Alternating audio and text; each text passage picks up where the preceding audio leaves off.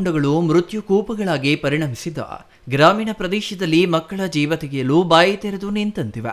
ಪದೇ ಪದೇ ಕೃಷಿ ಹೊಂಡದಲ್ಲಿ ದುರಂತಗಳು ಸಂಭವಿಸುತ್ತಿದ್ದರೂ ಅಮಾಯಕ ಜೀವಿಗಳನ್ನು ಉಳಿಸುವ ನಿಟ್ಟಿನಲ್ಲಿ ಸರ್ಕಾರಗಳು ಯಾವುದೇ ಕ್ರಮ ಕೈಗೊಳ್ಳದಿರುವುದು ಮತ್ತಷ್ಟು ದುರಂತಗಳು ಮುಂದುವರಿಯಲು ಕಾರಣವಾಗಿವೆ.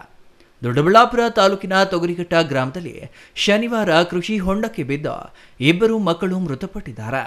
ತೊಗರಿಘಟ್ಟ ಗ್ರಾಮದ ಸವಿತಾ ಮುನಿರಾಜು ದಂಪತಿ ಪುತ್ರಿ 11 ವರ್ಷದ ದಕ್ಷ ಮತ್ತು ಆಶಾ ಪ್ರದೀಪ್ ದಂಪತಿಯ ಪುತ್ರ 4 ವರ್ಷದ ಧನುಷ್ ಮೃತ ಬಾಲಕನಾಗಿದ್ದಾನೆ. ಗುರುಮೂರ್ತಿ ಎಂಬುವರ ಜಮೀನಿನಲ್ಲಿ ಆಟವಾಡಲು ತೆರಳಿದ್ದ ವೇಳೆ ಕೃಷಿ ಹೊಂಡದಲ್ಲಿ ಮುಳುಗಿ ಮೃತಪಟ್ಟಿದ್ದಾರೆ. ಕೃಷಿ ಹೊಂಡದ ಸುತ್ತ ಸುರಕ್ಷತಾ ಬೇಲಿ ನಿರ್ಮಿಸದೇ ಇರುವ ಕುರಿತು ಗುರುಮೂರ್ತಿ ವಿರುದ್ಧ ಪ್ರಕರಣ ದಾಖಲಿಸಿಕೊಳ್ಳಲಾಗಿದೆ ಎಂದು ಗ್ರಾಮಾಂತರ ಠಾಣೆ ಇನ್ಸ್ಪೆಕ್ಟರ್ ಎಂಬಿ ನವೀನ್ ಕುಮಾರ್ ತಿಳಿಸಿದ್ದಾರೆ. ಈ ಕುರಿತು ಡಿವೈಎಸ್ಪಿ ಪಾಂಡುರಂಗ ಮಾತನಾಡಿ, ಕೃಷಿ ಹೊಂಡಗಳ ಮಾಲೀಕರು ಕೂಡಲೇ ತಂತಿ ಬೇಲಿ ಅಳವಡಿಸಿಕೊಳ್ಳುವಂತೆ ಮನವಿ ಮಾಡಿದ್ದಾರೆ. ಇಲ್ಲವಾದರೆ ಅವಘಡಕ್ಕೆ ಕೃಷಿ ಹೊಂಡಗಳ ಮಾಲೀಕರೇ ಜವಾಬ್ದಾರರಾಗುತ್ತಾರೆ ಎಂದು ಕಟ್ಟುನಿಟ್ಟಿನ ಎಚ್ಚರಿಕೆ ನೀಡಿದ್ದಾರೆ.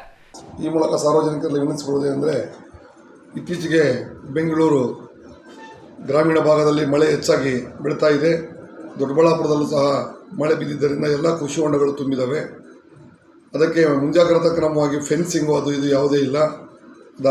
ಆಗಿದ್ದರಿಂದ ನಿನ್ನೆ ತಾನೇ ದೊಡ್ಡಬಳ್ಳಾಪುರ ಗ್ರಾಮೀಣ ಠಾಣಾ ಸರಹದ್ದಿನಲ್ಲಿ ಕೃಷಿ ಹೊಂಡದಲ್ಲಿ 2 ಮಕ್ಕಳು 4 ವರ್ಷ ಮತ್ತು 7 ವರ್ಷದ 2 ಮಕ್ಕಳು ಆಟವಾಡಲು ಬಿದ್ದು ಮೃತಪಟ್ಟಿರ್ತಾರೆ. ಇದು ತುಂಬ ವಿಷಾದನೀಯ ಸಂಗತಿ.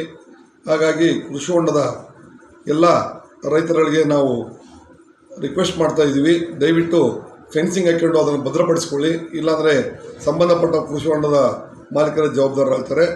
ಮತ್ತು ಬೀಟ್ ಕಾನ್ಸ್ಟೇಬಲ್ಗೆ ಮತ್ತು ಠಾಣಾಧಿಕಾರಿಗಳಿಗೆ ಸೂಚನೆ ನೀಡಿದೆ, ತಮ್ಮ ತಮ್ಮ ಸರಹದ್ದಿನಲ್ಲಿರುವ ಎಷ್ಟು ಕೃಷಿ ಹೊಂಡಗಳಿದೆ ಅದರ ಬಗ್ಗೆ ಮಾಹಿತಿ ತಗೊಳ್ಬೇಕು ಮತ್ತು ಸಂಬಂಧಪಟ್ಟ ಕೃಷಿ ಹೊಂಡದ ಮಾಲೀಕರಿಗೆ ಫೆನ್ಸಿಂಗ್ ಹಾಕ್ಕೊಂಡು ಯಾವುದೇ ದನಕರುಗಳಾಗಲಿ ಮಕ್ಕಳಾಗಲಿ ವಯಸ್ಸಾದ ವಯೋವೃದ್ಧರಾಗಲಿ ಹೋಗದಂತೆ ಮುಂಜಾಗ್ರತಾ ಕ್ರಮ ವಹಿಸಬೇಕಂತೇಳಿ ದೊಡ್ಡಬಳ್ಳಾಪುರ ಉಪವಿಭಾಗದ ಪರವಾಗಿ ಕೇಳಿಕೊಳ್ತಾ ಇದ್ದೀನಿ. Thank you. ಇದೇ ವೇಳೆ ಪೊಲೀಸ್ ಠಾಣಾಧಿಕಾರಿ ಮತ್ತು ಬೀಟ್ ಸಿಬ್ಬಂದಿ ತಮ್ಮ ವ್ಯಾಪ್ತಿಯಲ್ಲಿನ ಕೃಷಿ ಹೊಂಡಗಳ ಮಾಹಿತಿ ಸಂಗ್ರಹಿಸಿ ತಂತಿ ಬೇಲಿ ಅಳವಡಿಸಿ ಮಕ್ಕಳು, ಜಾನುವಾರುಗಳು, ವೃದ್ಧರು ಕೃಷಿ ಹೊಂಡಗಳ ಬಳಿ ತೆರಳದಂತೆ ಮುಂಜಾಗ್ರತೆ ವಹಿಸಲು ಸೂಚನೆ ನೀಡಬೇಕು ಎಂದರು.